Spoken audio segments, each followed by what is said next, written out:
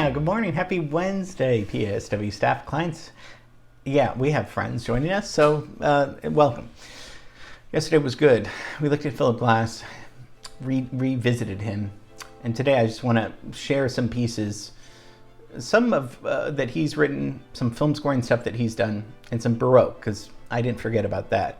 And we looked at Nadia Boulanger's influence on Philip Glass and other composers, and I'll revisit that class too.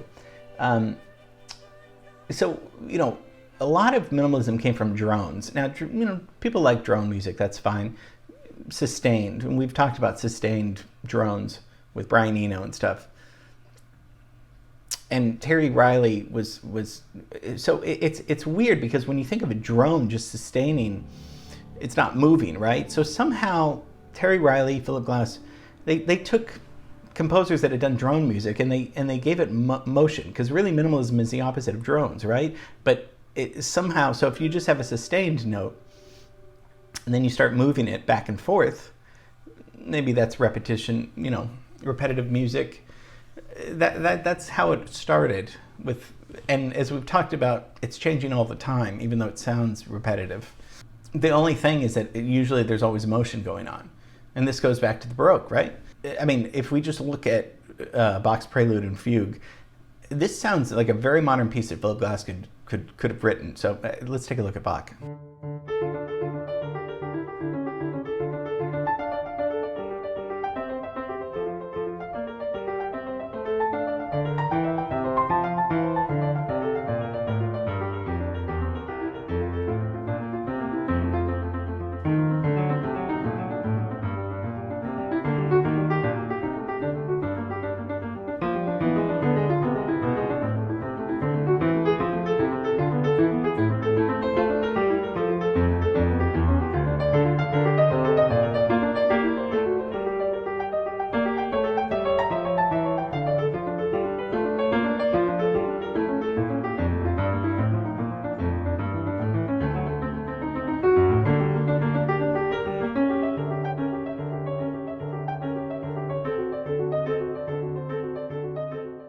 So Philip Glass is going to look at this, perhaps, we don't know if he did, and then he's probably just going to take a few bars of this, and for lack of a better sense, and just repeat these two bars. He's not doing that, but listen to this piece and see if you can hear and see any similarities.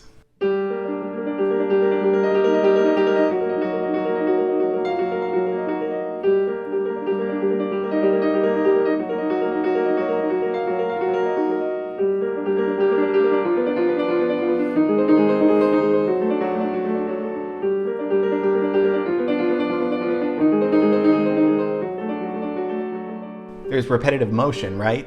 Both composers are doing that. Bach's doing this repetitive motion.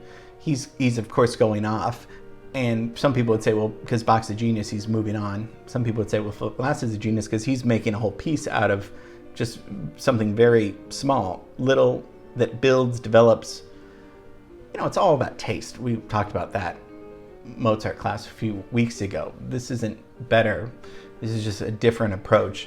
But it's cool. I've always thought of Philip Glass and Baroque music being very similar because of the motion involved and the theatricality. There's a lot of theatricality with Baroque music, right? And we looked at Vivaldi and Monteverdi. All that stuff was really cool because it was the opera, film. This stuff is all like in the theater, in the stage. So there's excitement. And there's excitement with Bach and excitement with Philip Glass because of the motion being used. And because of that excitement, Philip Glass did get into film music. Probably the biggest thing was Konoskatsu.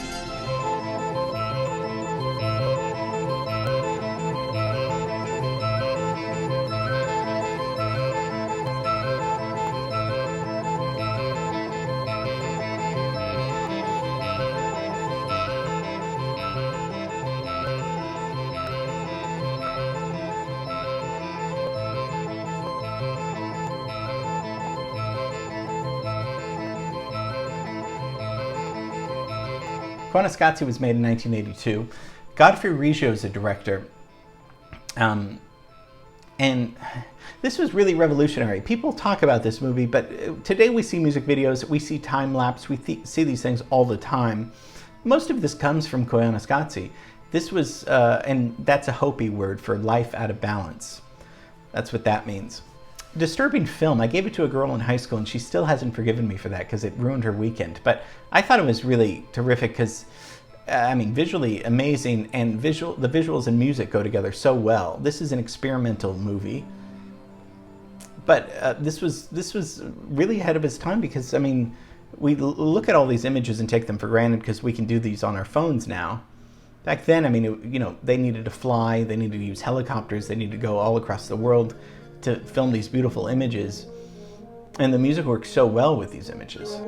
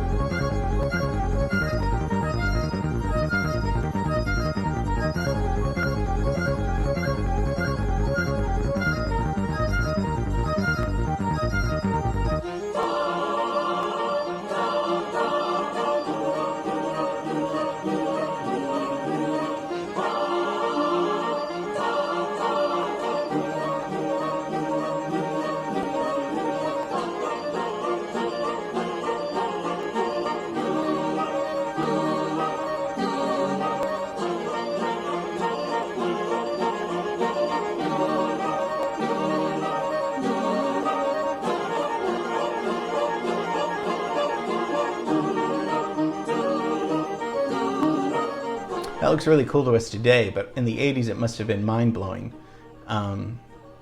It's existential, right? It makes you think about the world and life and all these things that, and one of his collaborators, Errol Morris, great documentarian, said Philip Glass's music is existential dread.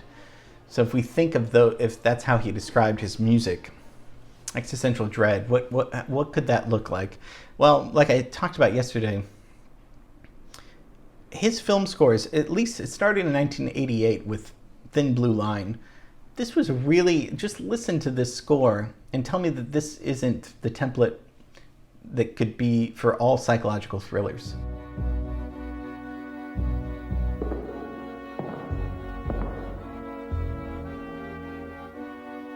Finally, they bring in a stenographer. She sits down and I run the story. I tell them what happened this Saturday. She leaves, she types.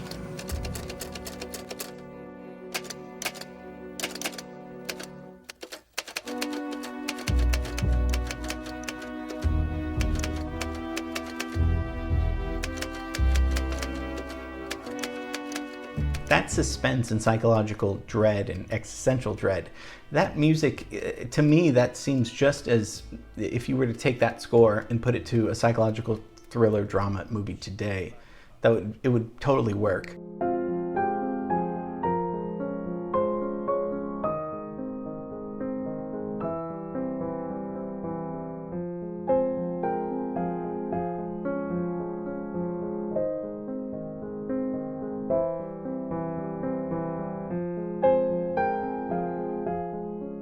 But the repetitive motion of this creates suspense, and that has created a template for film scores, I feel like.